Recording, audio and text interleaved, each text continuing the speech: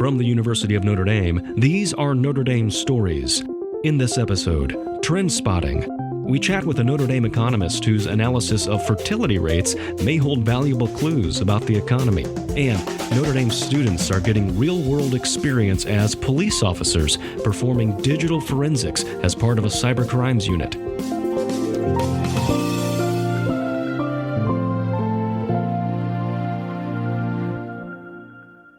So when you look at the decline in fertility that's happened in the U.S. over the last 10 years, I think what's getting a lot of attention is the big number that fertility is down. And there are reasons to be concerned about that have to do with the sustainability of our public programs and our long-term economic growth.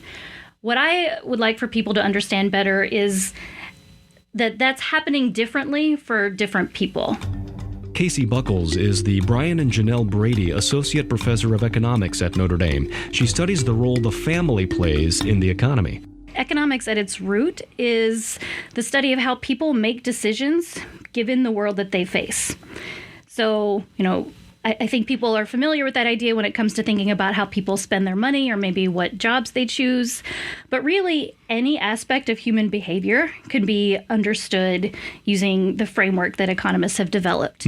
So that includes really important questions about family, education, religion, poverty. These are all things that economists are studying, including economists here at Notre Dame. So my research is about the economics of the family. So I study questions about how people make decisions about how many children they should have, the timing of those children, and then also how the decisions that they make affect them and affect their children. So you can think about people making a decision about whether they should have a child, right? This is one of the most fundamental, important decisions that a person can make in their life.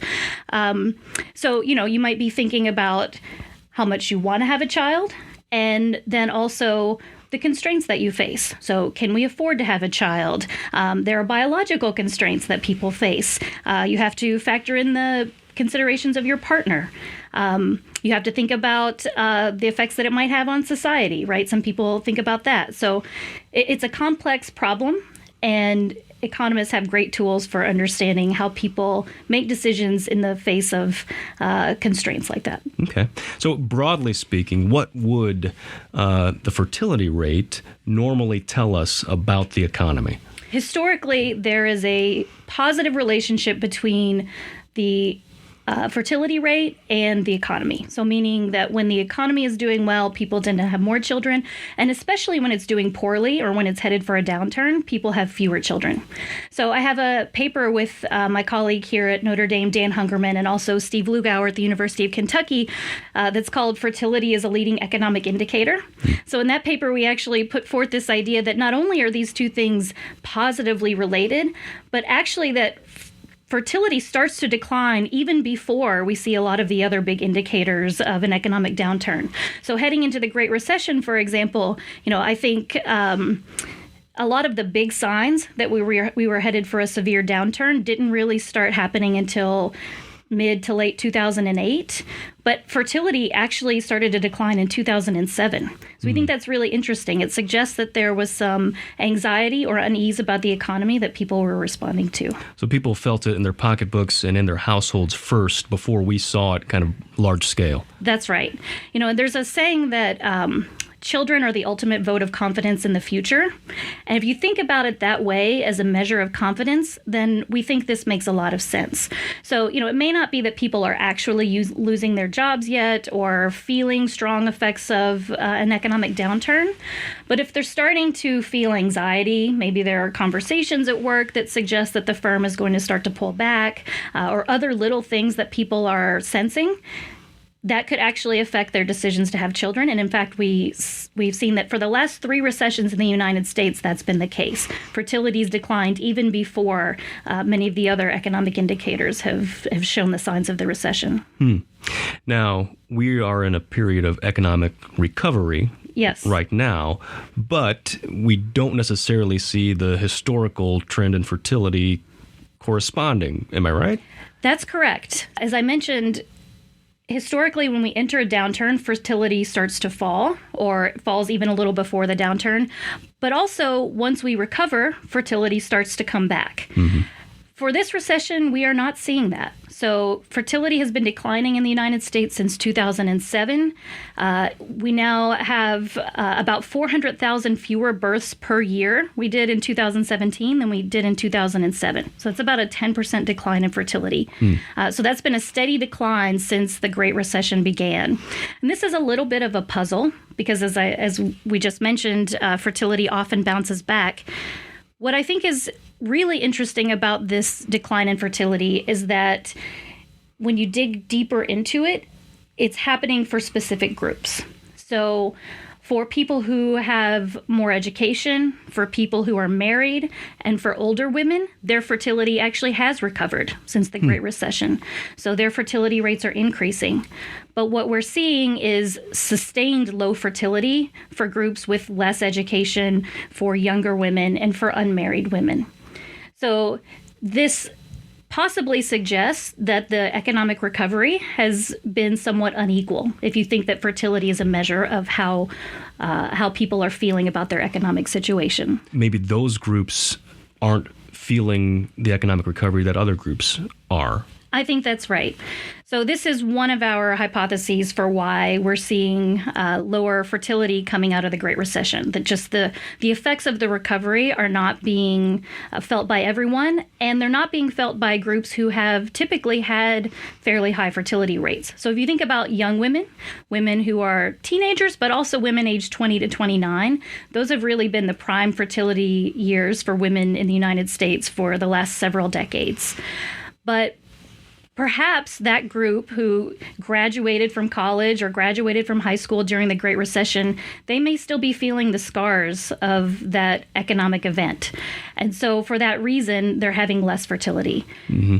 In 2017, the 5-year age group that had the highest fertility in the United States was women aged 30 to 34. That's really astonishing. As somebody who's been studying fertility for my entire career, I never thought we would see the highest fertility among women in their early 30s. So I think that's telling us a lot about women, what women in their 20s are experiencing. Are there other factors involved, perhaps? I think you classify it as unintended pregnancies, those going down. Sure. So in addition to the possibility that economic factors are contributing to low fertility for young women and unmarried women, if you think about those groups, they are the ones who are historically most likely to have births that are unintended, and in particular, teenagers and unwed teenagers. So we've seen huge declines in fertility for those groups in recent years. So, one way to think about that, if you think about my cohort, so people who were born in the late 1970s and early 1980s, for that group, you would have, for every 5 of us, you would have about 1 unwed teenage birth. Now that's 1 in every 13. Put another way, the teen fertility rate has fallen to about 1/3 of what it was at its peak in the early 1990s. Right? So I think many people would view that as a good thing, that groups who have historically had unintended births are having fewer of them. We would like to try to understand why that is too. So one idea is that through the Affordable Care Act and other policy changes, there's been improved access to contraception.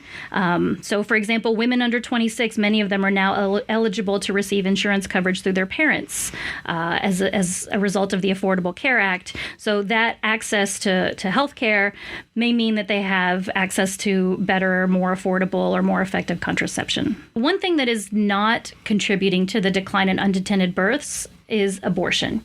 So I mentioned that unintended births have fallen by about 16% from 2007 to 2017, but abortion rates have actually fallen quite a lot over that period as well.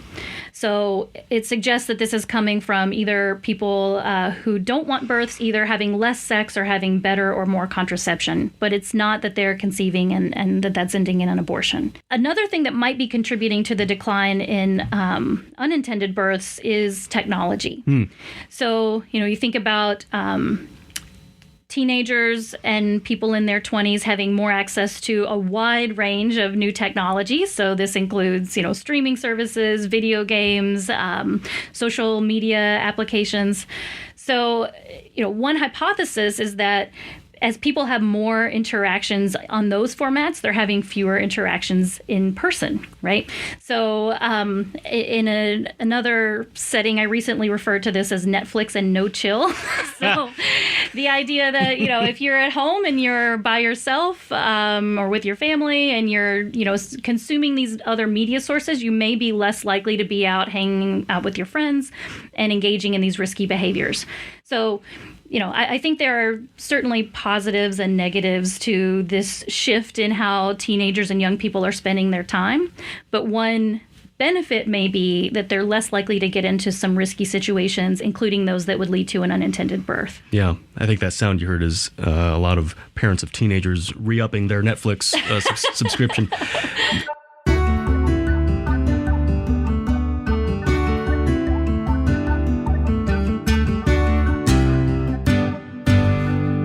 So what impact does that have on the economy? So a drop in unintended pregnancies, a sharp rise in women 30 to 34.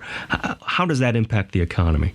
In aggregate, we're seeing a decline in fertility that is quite large. So as I mentioned earlier, about a 10% decline in fertility between 2007 and 2017. So that is really dramatic for a 10-year period. So a lot of people are concerned about that because if you think about things like the long-term sustainability of many of our social programs, like Social Security, you need a lot of workers to be able to support the aging and retired population. So the Social Security Administration estimates how many workers you have per supported adult, supported retiree. So it used to be in the late 1960s that there were about 4 workers per every retiree. Now that's something like 2.7 and projected to be much closer to 2 as soon as 2032. Right. So just for the solvency of these kinds of public programs, there's reason to be concerned about our declining fertility rate. Also, if you just think about the fact that to have a growing economy, we need to have workers and people contributing, that there's also reason to be concerned there. However, I think when you look at this heterogeneity that we've talked about, that there is actually increasing fertility in some groups, older women and married women, and decreasing in others, I think the biggest reason to be concerned about what's going on with fertility has to do with what that's telling us about what's happening today. So we think about issues of economic inequality. This has been getting a lot of attention in the media and in politics recently. I think what's happening with fertility is a reflection of other kinds of inequality that are happening in the United States today. So if you think about children as, this is something that economists use, some language that economists use that makes us kind of unpopular, but think about children as a consumer good, right? Heartwarming. Yeah, heartwarming, yes. But it makes a lot of sense. You think about them as something that people enjoy, right? But that cost money, right? So if having children costs money, and we have increasingly people in our society who are able to afford them and people who are not, then I think that's cause for concern. I would worry about a case where people who want children and could provide good homes for them feel like they can't have them, that they can't afford them. And I think these declining fertility rates among the less educated and among the young are perhaps a reflection of the fact that there are many people who feel like they can't afford to have children. So keeping with the consumer goods theme, we have one group who maybe can afford the luxury sedan and another who's looking more at a budget compact. That's right. But I would put it more as, there's one group that can afford to have 2 or 3 cars in the garage and one group that can't afford to have cars at all. Gotcha. So, I am a college-educated person. I'm married to a college-educated person. We both work, so we're a dual-income household. Many of our peers are in the same boat, and my husband and I only have 2 children, and we are in the minority in our group. So there's an expression that I've heard among my peers, which is that 3 is the new 2. That people in our position feel like they can have children and can support them and are having children. But I think that there is real inequality in the country right now in terms of how people feel about their ability to have and support kids. And part of this as well is not only that the costs, there are costs of having children and people's ability to pay may be different, but also the costs themselves in many ways are increasing. So, and I don't just mean in terms of the monetary costs, but you think about the culture of having children today. So people are investing a lot in their kids, perhaps more than they did 20 or 30 years ago. Mm-hmm. So, there are all kinds of parenting blogs and parenting on Instagram, and people are, there's an expectation that you are at your kids' games and that you're taking them to violin lessons. It's certainly possible to have good and successful children without doing those things. But I think there is a cultural sense that is what is required to have children today.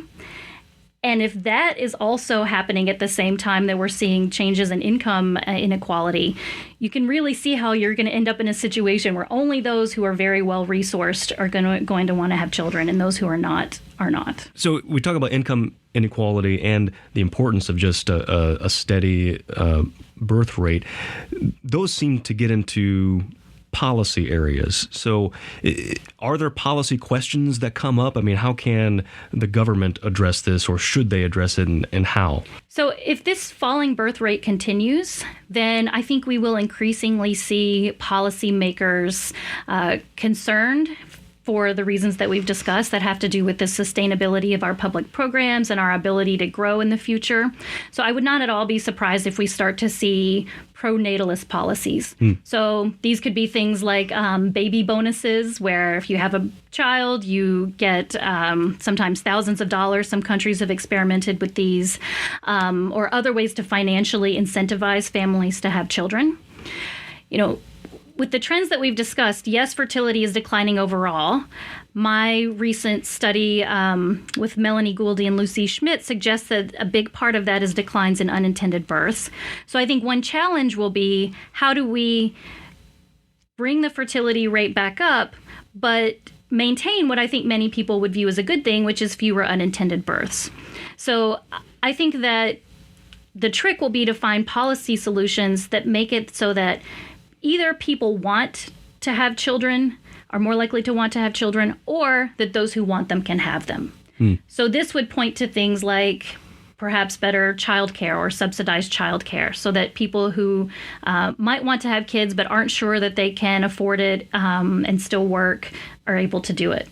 The overall decline is a question about our future, but I think looking at what's happening to different groups is really informative for what's happening today. It's a bit of an indicator of how different groups are experiencing the economy in our society. So I would like for people to, as we think about these questions of inequality, to think about fertility as both an indicator of inequality and also a consequence, that there are a lot of people in our country today who don't feel like they are able to have children, even if maybe they want them. Casey Buckles, thank you very much. All right, thank you.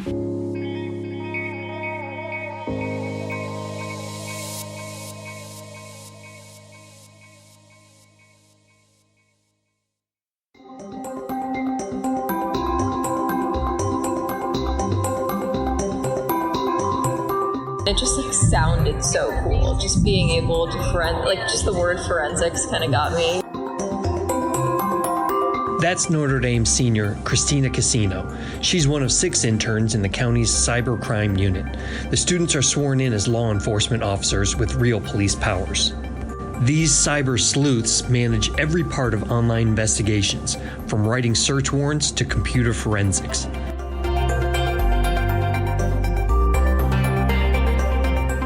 Sam Alptekin is another senior intern. I was surprised by how much almost like faith they had in us, or the amount of kind of work that they expected and allowed us to do was kind of surprising. Because, they said stuff like, oh, you'll be full police officers, you'll have full police powers. But I was kind of like, okay, but not really. But they really did just kind of give it all to us, and they trained us properly for it, obviously. And then they really did just expect us to be able to operate at the level of a full investigator.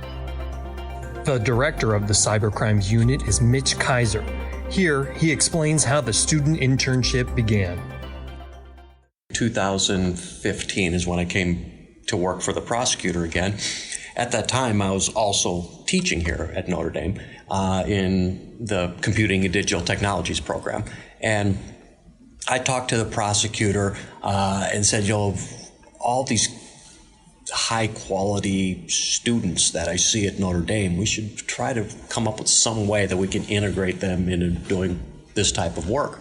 What we get out of it is, and I don't want to sound like cheap labor, but we get very high quality, very intelligent workers that are working on the cases who come into it with a lot of native knowledge already related to technology and devices. There's probably not a day go by that I don't ask one of them something about a piece of technology. The extra investigators have allowed the unit to catch up on its backlog, closing nearly 200 cases last year. The students often process a phone's information in hours. Backlogs in other units can cause waits that can last for months. It's really unheard of to be caught up like this. And one thing I thought is, well, maybe is our caseload down or our devices down that we're examining? And looking at it, our caseload, we are right on par with what we were last year. Our devices are higher than what we examined last year at this time. So the cases are at the same level. We're doing more digital forensics. It's just having 6 more additional trained investigators to do it, that I can distribute the workload, and it's just getting done so much quicker.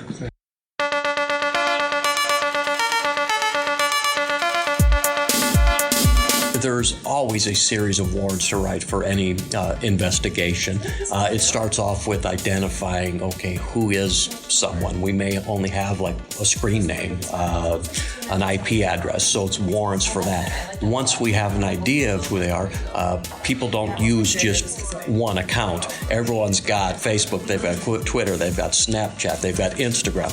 Those are all additional warrants to gather information. And once we get all of that, it's then more warrants to be able to go to a house to seize those items of electronic evidence, to search for stuff, to do digital forensics on stuff. So it's common that one case could have 5 to 10 search warrants for just one case. Multiply that by 100 and some cases, that's a lot of paperwork.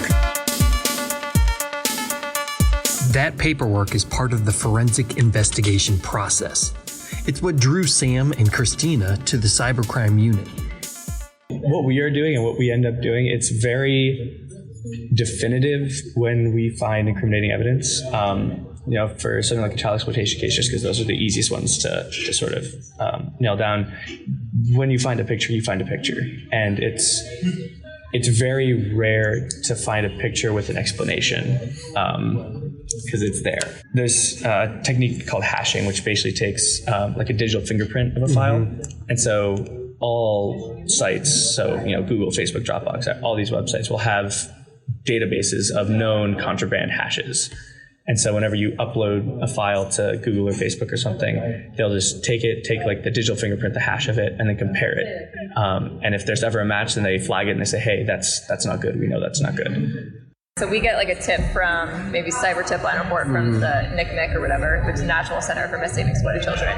So we get a tip from them that basically a screen name or whatever that came from this IP address, which geolocated to South Bend or Elkhart or something. They send that to us because we're the closest cyber crimes unit in that area. So we go ahead and we send a search warrant out. If we only have the IP address or the screen name, we'll send a search warrant out to, let's say, Comcast or something to get the account information for that IP address. So once we've kind of determined with enough evidence that this is the person who uploaded these images, then we'd write the warrant to their residence.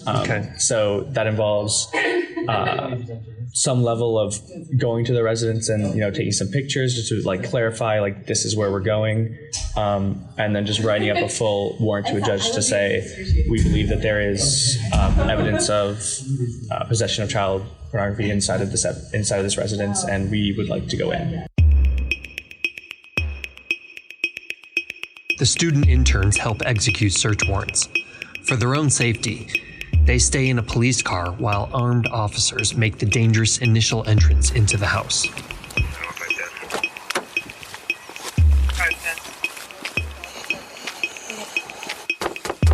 Police department, search warrant! On July 11, 2017, Kaiser and a team of officers raided the home of a suspected child pornographer in Mishawaka. They got him secured. Casino wrote the warrant and collected electronic evidence after the suspect was secure.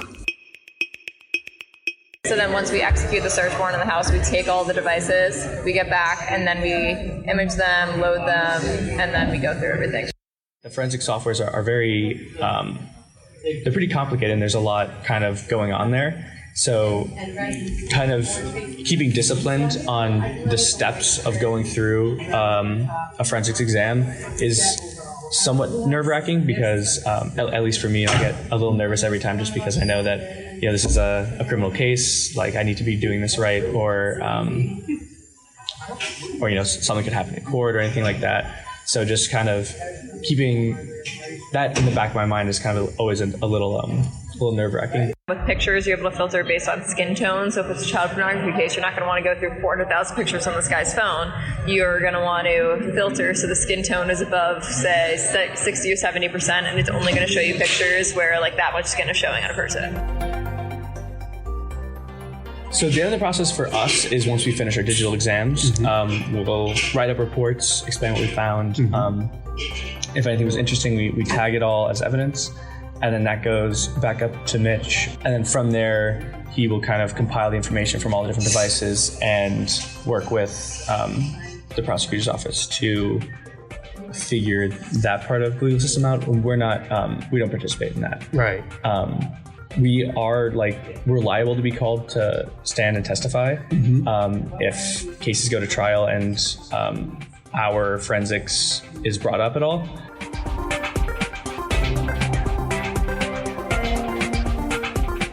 The forensics the interns do is pretty extraordinary, so it's not too surprising it has a lasting effect on them.